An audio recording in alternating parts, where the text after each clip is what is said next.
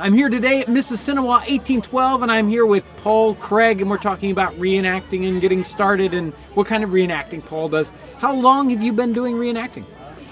Well, I've been doing reenacting probably since about 1960. Got into Civil War at that time. Right. I've switched over to 1812. I was here the first year they did 1812 and been here since. Right. So how did you get started? What brought you into even Civil War reenacting? I was interested in history quite a bit, Mm-hmm. and I collected Civil War stuff, and then as I got involved in the reenacting, I collected more and more of it. Right. So when you did Civil War reenacting, did you do medical stuff? No, I No, was strictly you're a just private. Regular soldier? And yep, just regular soldier, and I started out here as infantry, which they quit doing. Marty was going to have a duel, and to properly do a duel, you have to have a surgeon on location. Right. He knew I had some original Civil War surgeon's kits and wanted me to bring one out, and I said I will not take an 1860 kit out and pretend it's 1812. Right.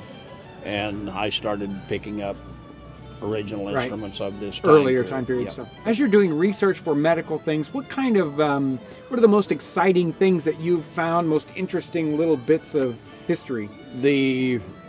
The first thing, several of the books that you folks carry is a good place to start from, the American Revolution Medical, and Right. you have several volumes that will help a person get started there.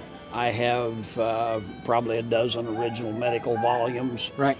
The one that has been the biggest boom to me is a publication by Lawrence Heister out of London. The book is probably 2.5 inches thick. It's as big as an old family Bible. Uh-huh. Has about 80 fold-out plates showing the different instruments and procedures.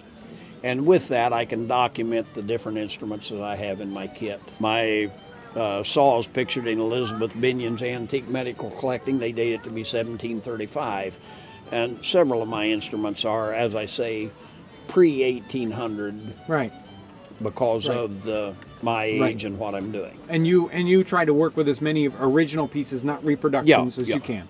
So what do you think were the biggest challenges to a field surgeon in the 1812 time period?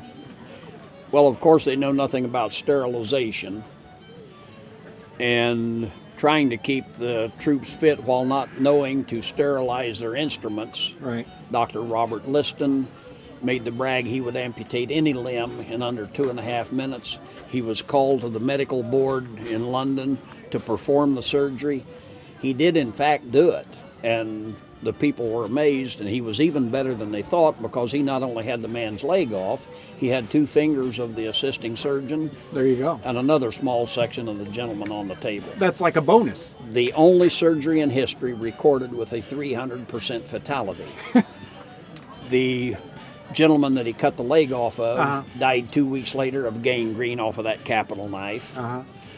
The assisting surgeon died of gangrene off the knife, who lost the 2 fingers.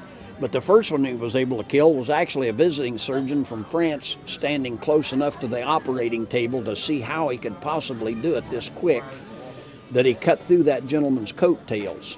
Fearing he was cut in the vital organs, which he was not, Uh-huh. he fell dead on the spot, obviously a heart attack. Really? So Mr. Liston was able to kill 3 people with 1 surgery. That is amazing. Surgeons That's- today can't beat that record. No, they cannot. For a beginning reenactor, what kind of advice would you have for someone who was interested in getting started reenacting? Where would you send them? Well, with anybody, I would start by going to reenactings and question the people that are doing it. Mm-hmm. The bulk of the people that walk through this event is going to be seeing soldiers dressed in a dozen different ways, and they're never going to ask a question why. Mm-hmm. Mm-hmm. Ask the question, find out why is this guy's coat different than this guy's coat. Ask questions to find out what is correct and what is not. Mm-hmm.